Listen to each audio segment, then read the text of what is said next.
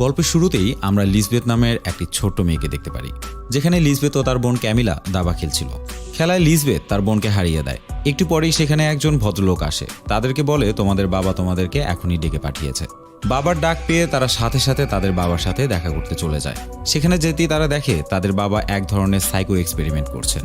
তাদের বাবা তখন ক্যামিলাকে কাছে ডাকে, কিন্তু তখনই লিজবেথ তার বাবার এইসব সাইকো এক্সপেরিমেন্ট বুঝতে পেরে তার বোন ক্যামিলার হাত টেনে ধরে এক দৌড়ে সেখান থেকে অন্য রুমে লুকিয়ে পড়ে।